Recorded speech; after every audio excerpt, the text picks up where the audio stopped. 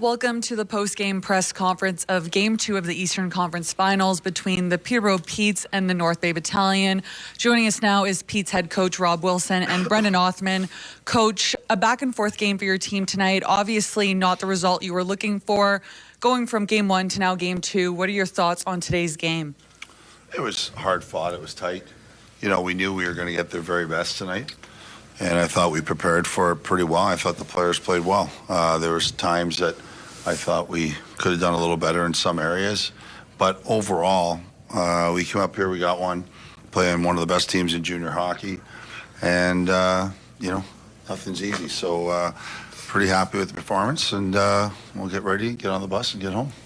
Brendan, you guys have got 2 games now under your belt. As you prepare to head home to Peterborough, what's the mentality of the team? Yeah, I think still stay positive. I mean, we came up here to get one, and you know, we got one in the first game, so obviously we wanted to get 2. And like Rob said, I mean, no game's easy in the playoffs, especially when you get this far. No one said it's going to be easy in our locker room, and no one said it's going to be easy in their locker room. You know, you don't come in this series thinking you're gonna sweep teams. So I mean, we knew it was going to be a 5-6 game series here, so 7 games even if it goes that far. So you know what, they're a good team, we're a good team, so it's going to be a good lock series, and we just got to bounce back on Tuesday.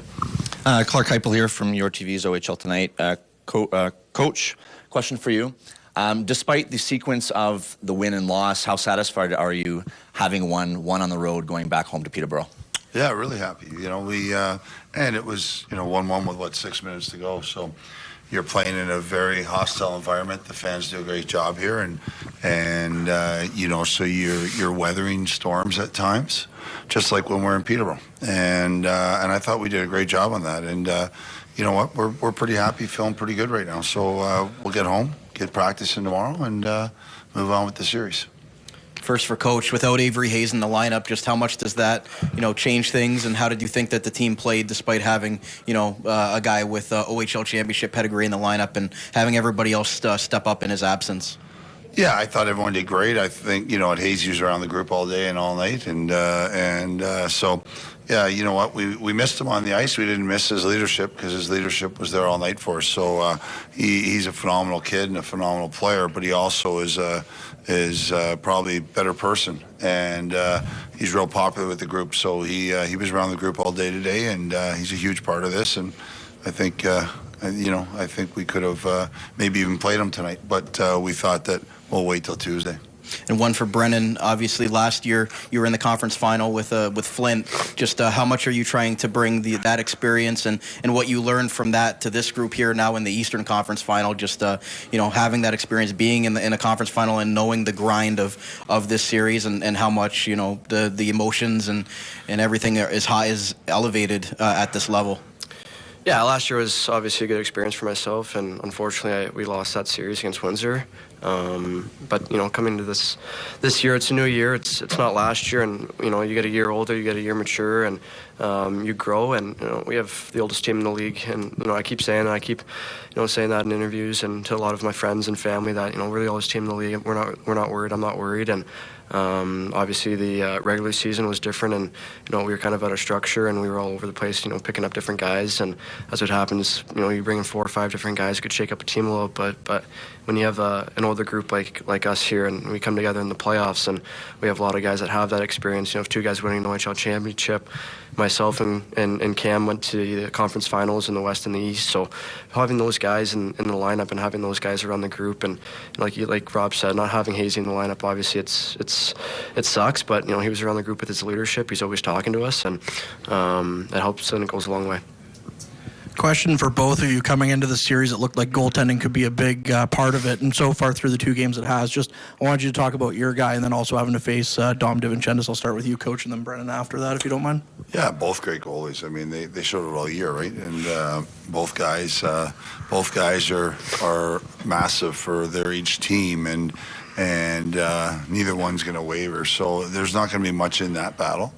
That's just going to be 2 guys going about their business and doing their job and being an important part of a hockey team. And, we know we have a difficult time going to break him down, just like they have a difficult time in getting to simmer. So 2 great goaltenders, probably 2 bright futures. nice for fans of junior hockey to see two guys at that level play as well as they do. And we'll just, you know what, I think you're going to see it for a long series.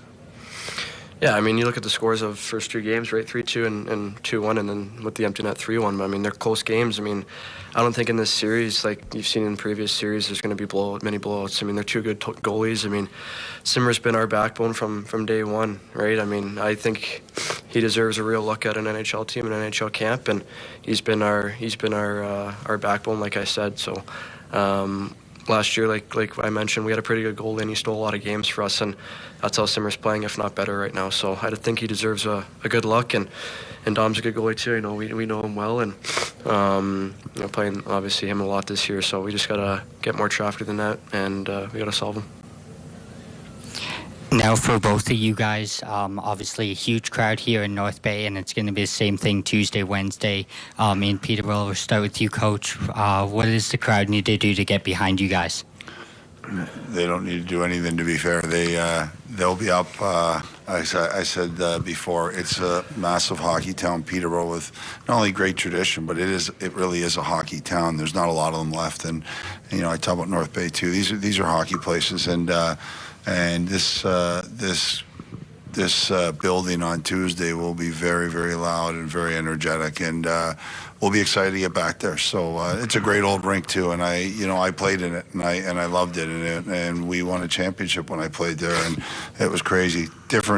Maybe different rules with the fire hazards back then. People were hanging from the rafters, but that'd still be that way. The atmosphere is unbelievable, so it's exciting. Yeah, I think that. Like McDonald said yesterday, it's our seventh skater, obviously. I mean, the game on Friday I thought it was unbelievable. I said to the boys on the bench, I mean, this is awesome. I mean, conference final, you get the Bobby Orr trophy on the ice that you're skating by, and you get the fans into it. I mean, it's the best time of year is the playoffs. So. I know when I asked my dad back in the past what he misses, it's the playoffs and the boys. So we got to enjoy it, and the fans are obviously behind us. They, like Rob said, they don't have to do much, just cheer us on, and obviously we're going to build from it. And like I said, it's an unbelievable atmosphere in North Bay here, and it's going to be an unbelievable atmosphere in Peterborough as well. Just a quick comment from Brennan, if you will. It springboards off a question that you answered earlier about leadership of Hayes, despite not being in the lineup today. What about White and Beck as a trio on what they bring to this team on and especially off the ice?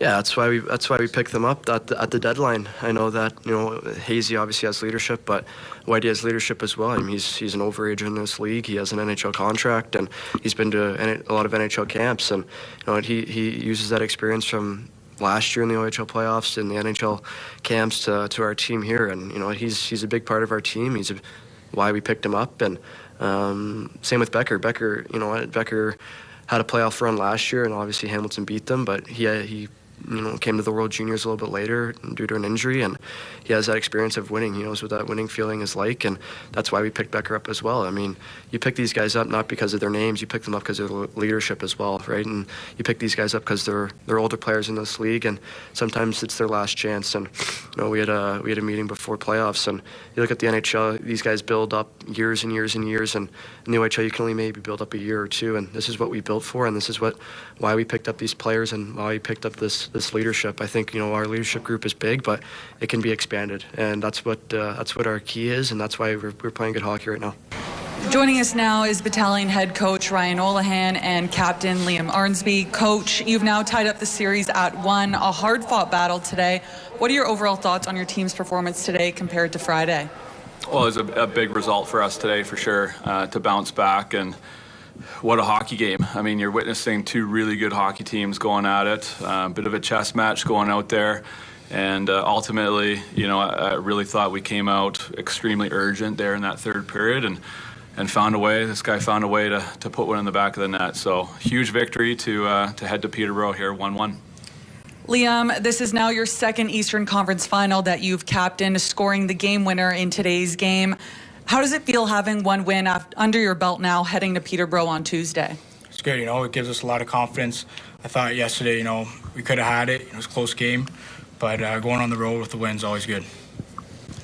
Coach and Liam, if you don't mind, both of you answering this question, comparing it to the first series, a flurry of offense, to a tighter defensive game, can you just touch on that adjustment, if any, that had been made to compete on this type of contest?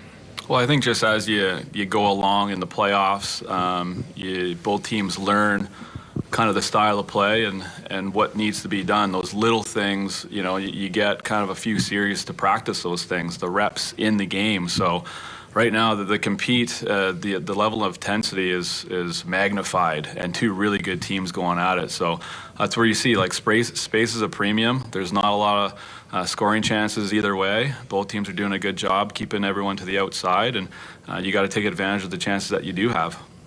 Just to touch on that, I thought I think it's just all about execution. I feel like nothing's really changed that much. Just as Coach said, the intensity and everything just ramps up, so it gets harder and harder. For Coach, Game 7 against Barrie, obviously you were down 1 going to the third period. Here it was tied at 1. You don't want to go down 2-0 going back to their building. Just what was the message for the guys in the locker room going into the third period? They're tied at 1 and making sure that you guys were able to come away with this huge victory. Yeah, you know what? I think sometimes you don't want to get caught talking about the scenarios that you're in, especially early in series. We really just talked about the gameplay, the things that we thought that we could, modify a couple things just going into the third there, and we were trying to score a goal ultimately. So those were kinds of the talks that we did, and again, found a big goal, and credit to these guys, and no better guy to get the winning goal than the guy sitting beside me here. And one more for you, Coach. Just how important was it you spoke after Game 1 to make sure that you weathered that early storm from Peterborough? Yeah. They're a fast-starting team. Got down 3-0 in Game 1 and were able to make sure that there was no score in that opening period. Just how important was that for you guys to have success tonight in Game 2? Of course. That was our big thing there on our off day, to just look at the video, look at the things that we did in our first period compared to the rest of the game, and just coming out and having some confidence early on and matching their level of compete and their level of execution, really. I mean, they come out of the gates, there's no feeling it out. They come out extremely prepared. So I thought we did a better job of doing that here today and led right into the whole hockey game for us. And one for Liam quickly, just you've been through a lot with this organization, heart and soul type of player. You've been through the ups and downs with this organization. Just how meaningful was that for you to get that game-winning goal, being a battalion for so long and coming up with in the clutch in the Eastern Conference Final there? Yeah, it's nice. Obviously last year it stung to lose in the Eastern Conference Final, and my time in juniors coming to an end. So, it's nice to have another chance this year, and I think we got the group to do it. For the pair of you, compared to last year where you were swept, you now have a win here in the Eastern Conference Final. How special is that for this group and important for this group here to get one under your belts and keep going? First for you, Ryan, then Liam. I mean, I think it's good, but we're so far past last year. This is a different group. This is a mature group, a group that's learned. So I don't always love comparing year to year. I think we're in a completely different scenario. Our story already to date, this playoffs, has been extremely different. Which has been really good. And another big thing is there's been a lot of things that we've accomplished here as a team this year, and nothing's really been overly celebrated. We have our eyes on one thing. Even today, I mean, it's a big win, but it just makes the series 1-1, and we want to keep going here. Yeah, as Coach said, obviously we got a lot of different pieces from last year, and I think we're in a totally different situation as well. So, I mean, obviously to get the first win's nice, but we got to keep going. And for you, Liam, once you scored that goal in the third period, you kind of were, bulldog mentality out there. I just wanted to ask you about your mentality there in the last 5 minutes where you were running everything over in the corners. I just was playing hard, it's last 5 minutes with a 1-goal lead, so I just really ramped it up a bit.